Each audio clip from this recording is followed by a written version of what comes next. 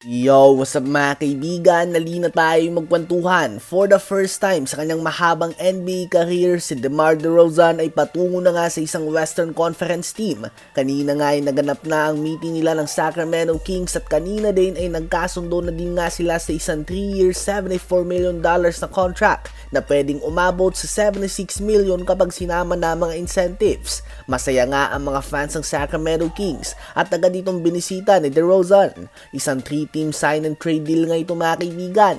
Mapupunta sa Sacramento Kings si DeMar DeRozan, mapupunta sa Chicago Bulls si Chris Duarte, isang second round pick at cash, habang mapupunta naman sa San Antonio Spurs si Harrison Barnes. Malaking dahilan umano si De'Aaron Fox sa pagpirma ni DeRozan ng kontrata sa Sacramento Kings. Siya nga daw ang talagang kumausap dito at excited na nga daw ang dalawang ito na maglaro sa isang team. We can easily say na nasa usapan na nga sila ng pinaka-clutch duo sa NBA ngayon. Dalawang player nga ito na halimaw tuwing fourth quarter. Sasamahan pa sila ng NBA rebound leader at may pinakamadaming triple-double last season na si Domantas Sabonis. Andyan din sa kanila ang runner-up sa 6-man Player of the Year award Malik Monk na kayang gumawa ng 25 points at any given night. Andyan din si Keegan Murray na isang solid young 3-and-D player, ang shooter na si Kevin Huerter at ang former Coach of the Year Mike Brown. Ang projected starting 5 ngayon ng Sacramento Kings ay si De'Aaron Fox, Kevin Huerter, DeMar DeRozan, Keegan Murray at Domantas Sabonis at 6-man naman si Malik Monk. So dalawang team na naman mga kaibigan sa Western Conference ang lalakas. Tila ba Portland Trail Blazers at Utah Jazz lang ang hindi magiging competitive next season kung sakali base sa pagkakabuo ng team nila ngayon at sa future plans ng team nila. 13 teams nga sa West ang masasabi natin na playoff contenders. 13 teams ang magkakaroon ng matinding bakbakan for only 6 guaranteed playoff spots. So hindi ibig sabihin na nasa 9th, 10th or 11th seed ang isang team sa West ay mahina na ito. Posibleng nasa West lang nga talaga sila mga kaibigan.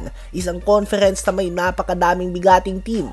Kung magpapatuloy nga na ganito ang sitwasyon ay posibleng kailangan tingnan ng NBA ng maigi ang posibilidad na gawin ang playoffs na top 16 teams sa NBA at hindi top 8 ng bawat conference given ang malaking pinagkaiba ng talent level ng dalawang conference ngayon.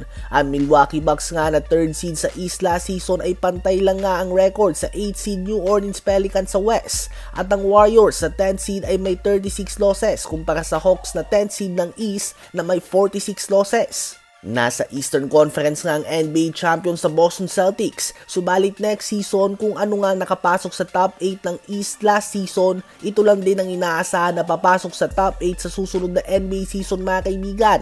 Inaasahan na mag-aagawan na nga sa dulo ng East ang Detroit Pistons, Washington Wizards, Charlotte Hornets, Toronto Raptors, Brooklyn Nets, Atlanta Hawks at Chicago Bulls upang magkaroon sila ng tsansa na umangat at makuha ang number 1 pick sa susunod na NBA draft na considered as a loaded draft class na papangunahan ni Cooper Flagg. Ano ba masasabi nyo tungkol dito?